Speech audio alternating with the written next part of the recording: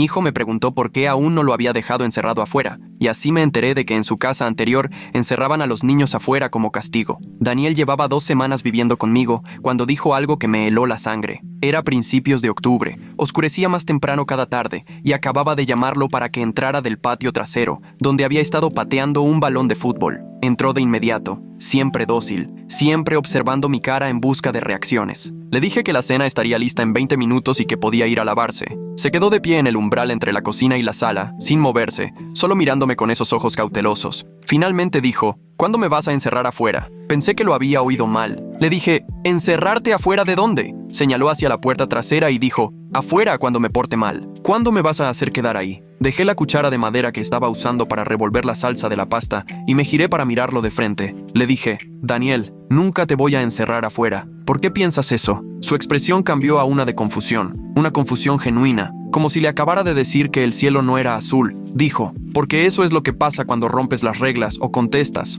o no haces lo que te dicen. Tienes que quedarte afuera hasta que aprendas. La forma tan casual en que lo dijo, el tono de normalidad con que describía el abuso como una consecuencia inevitable, me dijo todo lo que necesitaba saber sobre dónde había estado antes de venir conmigo. Saqué una silla de la cocina y me senté para estar más cerca de su nivel de ojos. Daniel tenía 9 años. Era pequeño para su edad, con cabello castaño claro que le caía sobre la frente y una lluvia de pecas en la nariz. Me lo habían asignado a través del programa de cuidado tutelar de emergencia 3 semanas antes, después de que su colocación anterior se interrumpiera de repente. Mi trabajadora social, una mujer llamada Patricia Okonkwo, había sido vaga sobre las razones, citando una investigación en curso. Dijo que Daniel necesitaba un hogar estable inmediatamente y me preguntó si podía acogerlo. Hacía 6 meses que me habían certificado como padre de acogida, pero esta era mi primera vez. Había pasado por la capacitación después de que mi divorcio se finalizó, necesitando algo para llenar el silencio en mi casa y queriendo ayudar a niños que lo necesitaran. Patricia me había advertido que Daniel podría ser retraído o tener problemas de comportamiento,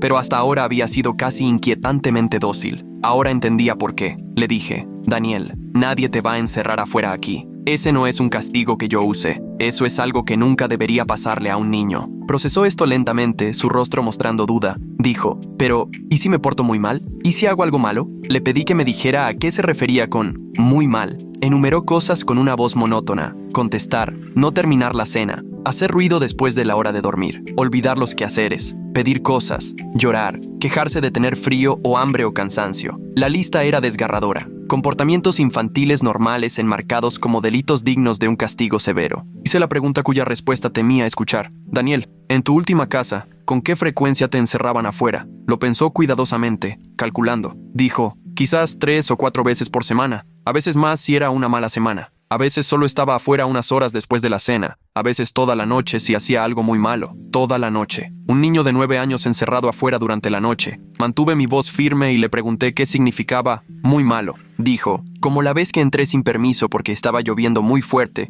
y tenía miedo de los truenos. El señor Brennan dijo que estaba siendo desafiante y que tenía que quedarme afuera 2 noches para aprender que sus reglas eran más importantes que estar cómodo. 2 noches. Bajo la lluvia, porque un niño tenía miedo de una tormenta. Sentí que la rabia crecía dentro de mí, pero la contuve porque Daniel observaba mi reacción con atención. Dije, eso nunca debió haberte pasado. Se supone que los adultos deben mantener a los niños a salvo, no encerrarlos afuera. Lo que hizo el señor Brennan estuvo mal. Daniel parecía inseguro, procesando información que contradecía todo lo que le habían enseñado. Dijo, pero el señor Brennan decía que el tiempo afuera forjaba el carácter. Decía que nos enseñaba autosuficiencia, disciplina y respeto por la autoridad. Las palabras sonaban ensayadas, cosas que le habían dicho repetidamente hasta que las internalizó. Le pregunté si a otros niños en la casa también los habían encerrado afuera. Daniel asintió y dijo, a todos nosotros. Éramos 6 niños viviendo allí. Todos teníamos tiempo afuera cuando necesitábamos corrección. 6 niños, todos sometidos a aislamiento al aire libre como castigo de rutina. Le pregunté si alguna vez le había contado a alguien sobre esto,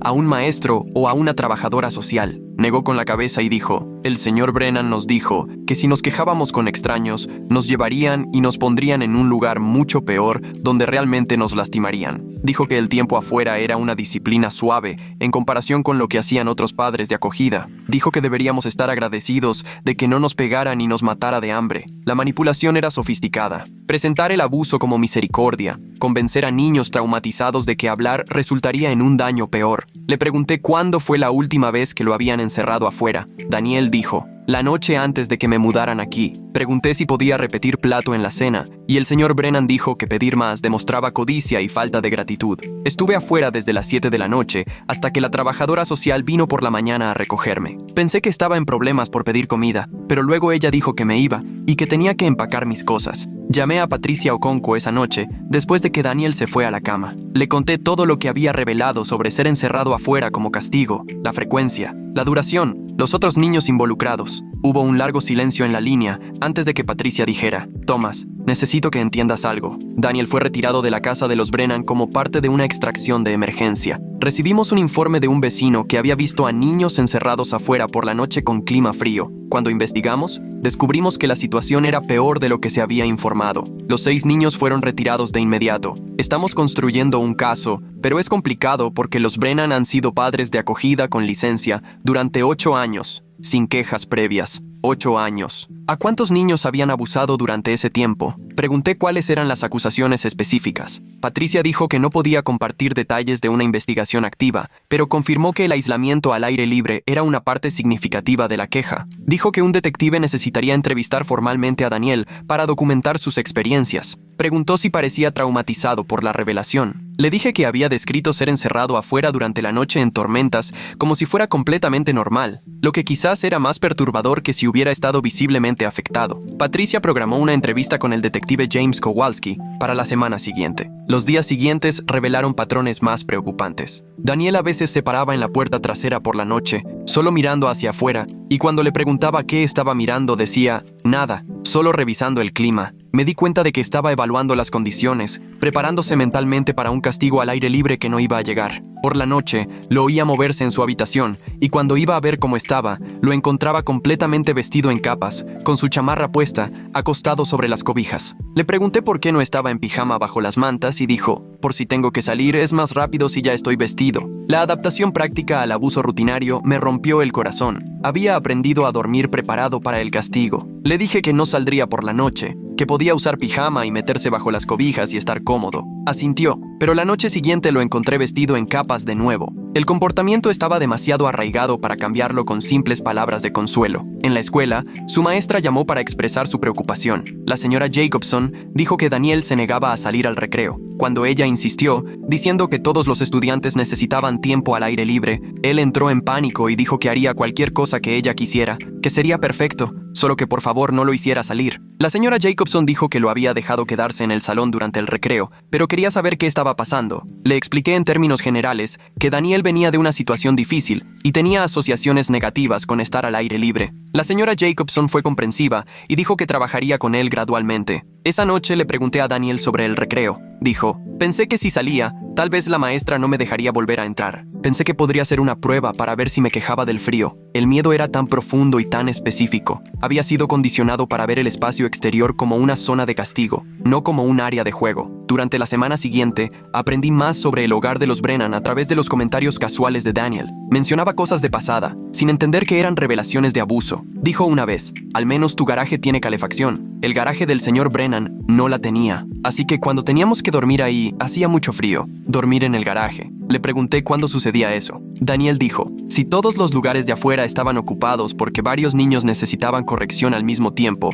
alguien tenía que dormir en el garaje. Era mejor que estar completamente afuera, pero había arañas. Varios niños encerrados afuera simultáneamente, un sistema de rotación para el espacio de castigo. Le pregunté cómo decidían quién iba a dónde. Daniel explicó que había un cobertizo en el patio trasero, un porche cubierto y el espacio abierto del patio. El cobertizo se consideraba el mejor porque bloqueaba el viento. El porche estaba bien. El patio abierto era lo peor, especialmente con lluvia. Los niños que habían cometido las peores ofensas obtenían los peores lugares. Era una jerarquía de sufrimiento, y Daniel lo describía con el mismo tono que alguien podría usar para explicar la disposición de los asientos en la escuela. Le pregunté cuál fue la peor ofensa que había cometido, y que resultó en un castigo al aire libre. Lo pensó y dijo: probablemente cuando lloré porque extrañaba a mi mamá. Tenía 6 años entonces. Acababan de asignarme a los Brennan, y aún no entendía que llorar iba en contra de las reglas. El señor Brennan dijo que necesitaba endurecerme y aprender que las emociones eran una debilidad. Estuve afuera 2 días y 2 noches. Después de eso, aprendí a no llorar. 2 días y 2 noches. Un niño de 6 años encerrado afuera por llorar porque extrañaba a su madre. Le pregunté dónde estaba su madre ahora. Daniel dijo, murió. Por eso me pusieron en cuidado tutelar. Ya no la recuerdo mucho. La forma casual de contar esta tragedia, combinada con la revelación de que había sido castigado por su duelo, me hizo comprender la profundidad del daño infligido por los Brennan. Habían tomado a niños traumatizados que ya lo habían perdido todo y los habían castigado por tener respuestas emocionales normales al trauma. Pregunté si el señor Brennan tenía esposa, si había una señora Brennan involucrada. Daniel asintió y dijo, la señora Brennan estaba a cargo durante el día. Ella decidía si necesitabas tiempo afuera durante el día. El señor Brennan se encargaba de los castigos nocturnos, ambos padres de acogida participando activamente en el abuso. Un sistema que habían desarrollado juntos y perfeccionado a lo largo de los años. Pregunté si las trabajadoras sociales alguna vez iban a la casa. Daniel dijo, a veces, pero siempre sabíamos cuándo venían. El señor Brennan nos lo decía el día antes y practicábamos lo que teníamos que decir. Teníamos que decir que todo era genial, que nos encantaba vivir allí y que estábamos agradecidos por la estructura y la disciplina. Si decíamos las cosas correctas, no tendríamos tiempo afuera esa semana. Respuestas ensayadas, visitas montadas, recompensas por mentir a los investigadores. Los Brennan habían creado un sistema completo para ocultar su abuso. Pregunté si las trabajadoras sociales alguna vez llegaban sin avisar. Daniel dijo que no recordaba que eso hubiera sucedido nunca. Siempre parecían visitar según lo programado. Cuando el detective Kowalski vino a entrevistar a Daniel, era un hombre de unos 50 años, con una actitud paciente y ojos amables. Le explicó a Daniel que estaba investigando lo que sucedió en la casa de los Brennan y que necesitaba escuchar sus experiencias. Le prometió a Daniel que no estaba en problemas y que nada de lo que dijera resultaría en un castigo. Daniel dudó, pero aceptó hablar. Kowalski grabó la entrevista y le pidió a Daniel que describiera una semana típica en la casa de los Brennan. Daniel explicó la rutina, las reglas, el sistema de castigos. Kowalski hizo preguntas específicas sobre el aislamiento al aire libre. ¿Con qué frecuencia ocurría? ¿Cuánto duraba? ¿Cuáles eran las condiciones climáticas? ¿Si le daban comida, agua o mantas? ¿Si se le permitía entrar para usar el baño? Daniel respondió cada pregunta con esa misma voz monótona y mecánica,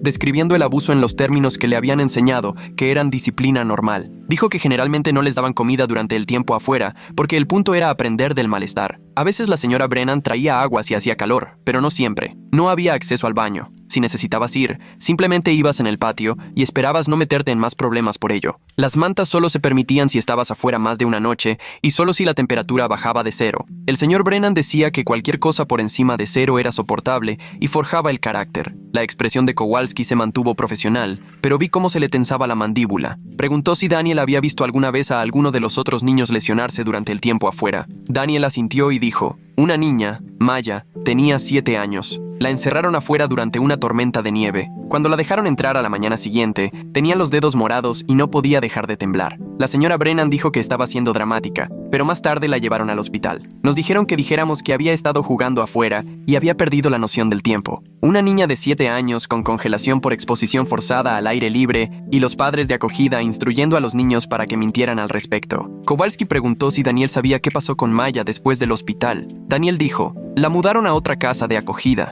El señor Brennan dijo que no era lo suficientemente fuerte para su familia, pero creo que tal vez la gente del hospital hizo demasiadas preguntas. Kowalski tomó notas y preguntó sobre la noche antes de que Daniel fuera retirado, cuando lo habían encerrado afuera por pedir repetir plato en la cena. Daniel lo describió en detalle, cómo el señor Brennan se había levantado de la mesa, señalado la puerta trasera y dicho, afuera, puedes volver a entrar cuando hayas aprendido a ser agradecido. Cómo había estado en el porche trasero durante 1 hora antes de que el señor Brennan saliera y dijera que el porche era demasiado cómodo, que necesitaba estar en el patio abierto. Cómo había empezado a hacer frío al caer la noche y había intentado mantenerse caliente moviéndose, pero el señor Brennan le había gritado desde la ventana que quedarse quieto era parte de la disciplina. Cómo había estado allí durante horas, temblando, viendo cómo las luces de la casa se apagaban una a una mientras todos se iban a la cama. Cómo finalmente se había sentado en el suelo frío, porque le temblaban demasiado las piernas para estar de pie. Cómo se había quedado dormido brevemente y se había despertado desorientado y helado. Cómo finalmente había salido el sol y la señora Brennan había abierto la puerta y le había dicho que entrara y empacara sus cosas porque venía su trabajadora social. Kowalski preguntó cómo se había sentido Daniel cuando llegó la trabajadora social. Daniel dijo, asustado. Pensé que me estaban mudando porque me había portado tan mal que ni siquiera los Brennan me querían ya. Pensé que iba a un lugar peor. Patricia no me dijo por qué me iba hasta que estuvimos en el coche, e incluso entonces no dijo mucho. Más tarde me di cuenta de que no fue por mi culpa. El trauma de creer que su traslado era un castigo por su propio fracaso en lugar de un rescate del abuso demostraba cuán profundamente los Brennan habían distorsionado su comprensión del comportamiento adulto. Después de la entrevista, Kowalski me dijo que esto era consistente con lo que habían escuchado de los otros 5 niños retirados de la casa. Todos describieron el aislamiento rutinario al aire libre, la exposición prolongada a temperaturas extremas y el sofisticado entrenamiento para ocultar el abuso a los investigadores. Dijo que los Brennan serían acusados de múltiples cargos de abuso y negligencia infantil. La fiscal de distrito, Leslie Huang, estaba construyendo un caso y probablemente querría que Daniel testificara si llegaba a juicio. Kowalski dijo: Thomas, necesito que entiendas el alcance de lo que estamos descubriendo. Los Brennan han sido padres de acogida con licencia durante 8 años. Estamos tratando de localizar a todos los niños que fueron asignados a ellos durante ese tiempo. Hasta ahora, hemos identificado al menos a 18 niños que vivieron allí en varios momentos. 18 niños en 8 años, potencialmente todos sometidos al mismo abuso. Pregunté cómo el sistema había pasado esto por alto durante tanto tiempo. Kowalski dijo: los Brennan eran cuidadosos, visitas programadas, respuestas ensayadas, atención médica estratégica cuando era necesario, pero con explicaciones plausibles. La vecina que finalmente los denunció había estado observando durante meses, documentando las veces que los niños estaban afuera por la noche con mal tiempo antes de sentir que tenía pruebas suficientes para hacer una denuncia que fuera tomada en serio. Incluso entonces, la investigación inicial podría haber sido superficial si ella no hubiera sido persistente. La persistencia de una vecina había salvado potencialmente a docenas de niños de un abuso continuo. Pregunté qué pasaba ahora. Kowalski dijo que la investigación avanzaba. Los Brennan habían sido arrestados inmediatamente después de que los niños fueran retirados. Habían pagado la fianza y estaban esperando el juicio. Me advirtió que si el caso iba a los tribunales y Daniel testificaba, sería difícil. Los abogados defensores intentarían desacreditar a los niños, sugerir que eran niños problemáticos que exageraban una disciplina normal. Necesitaba preparar a Daniel para esa posibilidad. Durante las siguientes semanas, Daniel comenzó a relajarse lentamente, aunque el progreso no fue lineal. Todavía dormía en capas algunas noches. Todavía acumulaba comida en su habitación, aunque ahora eran botanas que le había dicho que podía tener allí, en lugar de contrabando escondido. Comenzó terapia con la doctora Grace Adeyemi, especializada en trauma infantil. La doctora Adeyemi dijo que Daniel mostraba signos clásicos de trauma complejo por la exposición prolongada a castigos impredecibles. El aislamiento al aire libre había sido particularmente dañino porque combinaba sufrimiento físico, abandono emocional y miedo ambiental. Los niños encerrados afuera por la noche experimentaban terror a la oscuridad, vulnerabilidad al clima, miedo a los animales o a los extraños, y la angustia psicológica de ser literalmente excluidos por las personas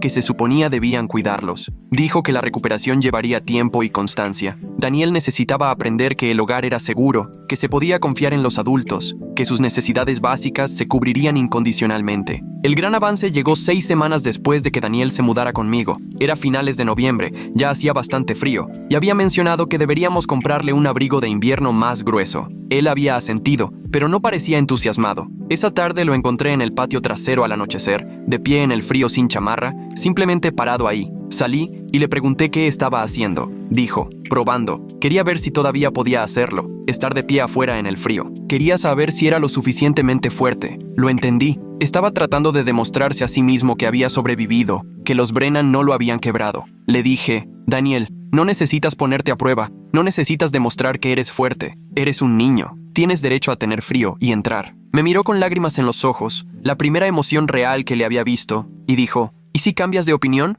¿Y si me equivoco y decides que yo también necesito tiempo afuera? Necesito saber que puedo soportarlo. Me arrodillé en el césped frío y le dije: nunca te encerraré afuera. Nunca usaré eso como castigo. Nunca te haré demostrar que puedes soportar el sufrimiento. Estás a salvo aquí, y estar a salvo significa que no tienes que prepararte para que te lastime. Entonces comenzó a llorar de verdad, y lo abracé. Temblaba tanto de frío como de emoción y le dije: entremos, donde hace calor. Asintió contra mi hombro y entramos. Esa noche se puso pijama para dormir y se metió bajo las cobijas. Fue algo pequeño, pero se sintió monumental. El juicio se programó para marzo, 4 meses después de la retirada de los niños. La fiscal de distrito Huang me llamó para discutir el testimonio de Daniel. dijo. Thomas, seré directa. La estrategia de defensa de los Brennan es presentar el tiempo al aire libre como una disciplina razonable para niños desafiantes. Afirman que los niños exageran los tiempos fuera normales, que estar afuera por periodos breves no es abusivo, que los historiales de trauma de los niños los convierten en testigos poco fiables. Hacer que Daniel testifique sobre incidentes específicos,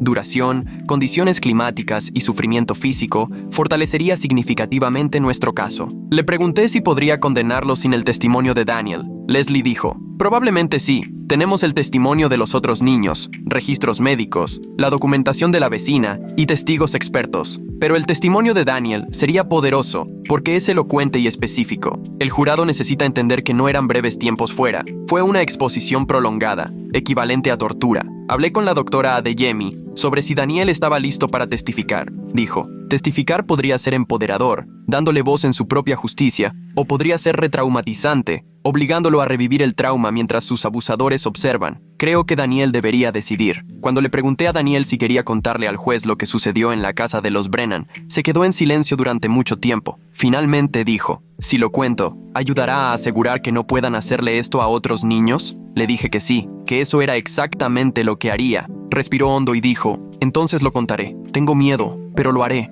El juicio comenzó un lunes frío de marzo. La sala estaba llena de trabajadores sociales, medios de comunicación y miembros de la comunidad preocupados. Los Brennan se sentaron en la mesa de la defensa, con un aspecto respetable y herido, como si fueran las víctimas de acusaciones falsas. Su abogada, una mujer astuta llamada Alicia Vance, dio una declaración de apertura presentándolos como padres de acogida dedicados, que dedicaron 8 años a ayudar a niños con problemas, usando una disciplina estructurada para enseñar responsabilidad y resiliencia. La apertura de Leslie Huang fue devastadora. Describió un patrón sistemático de abuso que abarcó 8 años y al menos a 18 niños. Explicó cómo los Brennan habían utilizado el aislamiento al aire libre como castigo de rutina, a veces durante días, en condiciones que iban desde tormentas de lluvia hasta nieve y calor extremo. Describió a niños con hipotermia, deshidratación, congelación. Dijo que la evidencia demostraría que esto no era disciplina, era tortura, y que los Brennan se habían beneficiado de los pagos estatales de cuidado tutelar mientras abusaban de niños vulnerables. La primera semana del juicio trajo el testimonio de los otros niños retirados de la casa de los Brennan. Cada uno describió experiencias similares con el aislamiento al aire libre. Una niña de 12 años llamada Sierra testificó que la habían encerrado afuera durante 3 días en enero por contestar. Describió cómo sus labios se habían agrietado y sangrado por el frío y la deshidratación, cómo había rogado que la dejaran entrar para usar el baño y la habían ignorado, cómo había pensado que iba a morir. Un niño de 8 años llamado Marcus testificó sobre ser encerrado en el cobertizo durante una tormenta eléctrica, aterrorizado por los relámpagos, golpeando la puerta y gritando hasta que se le fue la voz, mientras el señor Brennan le gritaba que se callara y aprendiera autocontrol. Una niña de 10 años llamada Jasmine describió haber sido encerrada afuera durante la noche cuando tenía 7 años, porque se había hecho pipí en la cama. Dijo que había tenido tanto miedo de la oscuridad que se había quedado de pie contra la pared de la casa toda la noche, demasiado asustada para sentarse. Cada testimonio fue desgarrador y condenatorio. La abogada defensora realizó un contrainterrogatorio agresivo, tratando de sugerir que los niños exageraban o estaban confundidos, pero sus historias eran demasiado consistentes y demasiado detalladas. Los registros médicos corroboraban sus relatos. Un pediatra testificó sobre el tratamiento de Maya por congelación después de la exposición a la tormenta de nieve, señalando que sus sospechas habían sido documentadas en ese momento, pero no se había tomado ninguna medida. Un psicólogo infantil explicó cómo el aislamiento al aire libre creaba un trauma psicológico severo, que la exposición forzada a los elementos combinada con el abandono deliberado por parte de los cuidadores era reconocida como tortura cuando se usaba en entornos militares o carcelarios y era igualmente dañina para los niños. La defensa llamó a testigos de carácter que testificaron que los Brennan eran miembros respetados de su iglesia y comunidad, dedicados a ayudar a los niños. La estrategia de la defensa parecía ser pintarlos como padres estrictos e incomprendidos en lugar de abusadores. Daniel testificó en el 6º día del juicio. Leslie lo había preparado cuidadosamente, explicándole que solo necesitaba decir la verdad. En la sala del tribunal, me senté donde Daniel pudiera verme. Cuando llamaron su nombre, caminó hacia el estrado de los testigos con los hombros rectos, tratando de ser valiente. Leslie le pidió que dijera su nombre y edad. Dijo, Daniel Christopher Whitmore, 9 años. Escucharlo usar mi apellido, aunque la adopción aún no estaba finalizada, me hizo un nudo en la garganta. Leslie le pidió a Daniel que describiera cómo era la vida diaria en la casa de los Brennan. Explicó las reglas, las expectativas, el sistema de castigos. Ella le pidió que describiera qué sucedía cuando los niños rompían las reglas. Daniel dijo, el señor Brennan decía que necesitabas tiempo afuera para pensar en lo que habías hecho. Te decía cuánto tiempo tenías que quedarte ahí. A veces unas pocas horas, a veces toda la noche, a veces más. Leslie le preguntó con qué frecuencia le sucedía esto. Daniel dijo, quizás 3 o 4 veces por semana en promedio, a veces más. Leslie le pidió que describiera incidentes específicos. Daniel habló de ser encerrado afuera por llorar por su madre, de estar parado bajo la lluvia por hacer una pregunta durante la cena, de pasar 2 noches afuera por entrar sin permiso durante una tormenta, de la última noche antes de su traslado cuando pidió más comida. Su voz se mantuvo mayormente estable, pero ocasionalmente se quebraba por la emoción. Leslie le preguntó cómo se sentía estar encerrado afuera por la noche. Daniel dijo, aterrador, realmente aterrador. Está oscuro y puedes oír animales y el viento y no sabes si algo malo va a pasar. Tienes frío o calor dependiendo del clima. Te duele el cuerpo de estar de pie o sentado en el suelo, pero la peor parte es saber que la gente dentro de la casa, la gente que se supone que debe cuidarte, simplemente no le importa que estés sufriendo. El jurado estaba visiblemente afectado. Varios miembros estaban llorando. Leslie preguntó si el señor y la señora Brennan alguna vez les decían a los niños qué decir si alguien preguntaba sobre el tiempo afuera. Daniel describió las sesiones de entrenamiento, las respuestas ensayadas, las amenazas de ser trasladados a un lugar peor si se quejaban. Luego vino el contrainterrogatorio. Alicia Vance se acercó a Daniel con una voz suave que se sentía calculada. Dijo, Daniel, has tenido una vida difícil, ¿no es así? Has estado en varios hogares de acogida. Daniel dijo, sí, señora. Vance preguntó, ¿y no es cierto que has tenido problemas de comportamiento en colocaciones anteriores? Daniel pareció confundido y dijo, no lo sé, señora. Vance insistió, tus registros indican dificultades con la autoridad. ¿Es posible que lo que llamas castigo fuera en realidad el señor y la señora Brennan tratando de enseñarte a seguir las reglas? Leslie objetó de inmediato. El juez aceptó la objeción. Vance intentó otro ángulo. Daniel, el área exterior en la casa de los Brennan tenía un porche cubierto y un cobertizo, ¿correcto? Daniel dijo, sí, señora. Vance dijo, ¿así que no siempre estabas expuesto directamente al clima? Daniel dijo, a veces estábamos en el porche o en el cobertizo, a veces no. Dependía de lo que decidiera el señor Brennan. Vance preguntó, ¿y nunca te lastimaron físicamente, verdad? ¿Sin moretones ni huesos rotos? Daniel dijo en voz baja, una vez tuve congelación en los dedos de los pies y me puse muy enfermo por estar bajo la lluvia toda la noche. Vance pareció darse cuenta de que esta línea de interrogatorio no estaba ayudando y concluyó rápidamente. Después del testimonio de Daniel, el juicio continuó con testigos expertos y los alegatos finales. El alegato final de Leslie fue poderoso. Dijo, la defensa quiere que crean que esto era disciplina, pero la disciplina enseña, la tortura castiga. Encerrar a un niño de 6 años afuera durante 2 días por llorar por su madre muerta no es enseñar, es crueldad. Forzar a una niña de 7 años a estar en una tormenta de nieve hasta que se congela no es estructura, es sadismo. Los Brennan no ayudaron a estos niños. Los torturaron sistemáticamente durante 8 años, mientras cobraban pagos estatales por su cuidado. No merecen su simpatía, merecen justicia. El jurado deliberó menos de un día antes de regresar con veredictos de culpabilidad en todos los cargos. Robert y Patricia Brennan fueron condenados por 18 cargos de abuso infantil, 6 cargos de negligencia infantil, fraude y conspiración. La sala del tribunal estalló cuando se leyeron los veredictos. Miré a Daniel y estaba llorando en silencio, pero esta vez parecía de alivio. La sentencia llegó 2 semanas después. Los padres de antiguos niños de acogida dieron declaraciones de impacto de la víctima. La vecina que había hecho la denuncia inicial testificó sobre los meses de ver a niños temblando afuera por la noche antes de que finalmente llamara a las autoridades. Daniel también dio una declaración. La había escrito con la ayuda de la doctora Adeyemi. Dijo, los Brennan me hicieron pensar que merecía sufrir. Me hicieron pensar que tener frío,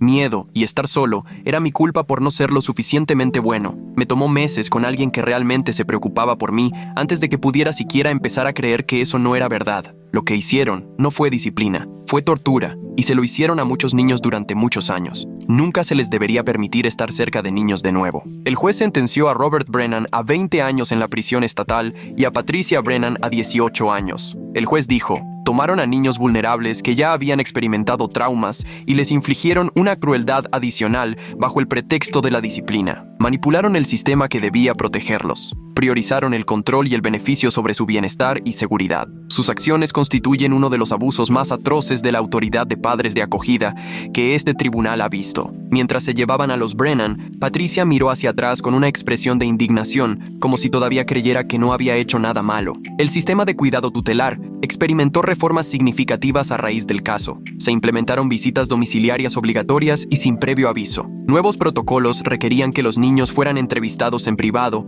sin la presencia de los padres de acogida. Se propusieron sistemas de monitoreo de temperatura para las áreas exteriores de los hogares de acogida. Patricia Okonkwo, mi trabajadora social, se convirtió en una defensora de la reforma, diciendo que nunca se perdonaría por no haber detectado el abuso durante las visitas programadas. La investigación finalmente identificó a 23 niños que habían sido asignados a los Brennan durante 8 años. La mayoría confirmó haber experimentado el castigo de aislamiento al aire libre. Varios tenían registros médicos consistentes con lesiones relacionadas con la exposición que se habían justificado de otra manera en su momento. El Estado llegó a acuerdos con las familias, aunque ninguna cantidad de dinero podría deshacer el daño infligido. La adopción de Daniel se finalizó 6 meses después del juicio. El juez que había sentenciado a los Brennan no era el mismo juez que manejaba la adopción, pero la noticia se había extendido. El juez de adopción dijo: Daniel, he leído sobre lo que sobreviviste y tu valentía al testificar. Me siento honrado de hacer oficial lo que ya es verdad en sus corazones. Thomas es tu padre, y tú eres su hijo. Ahora, 3 años después,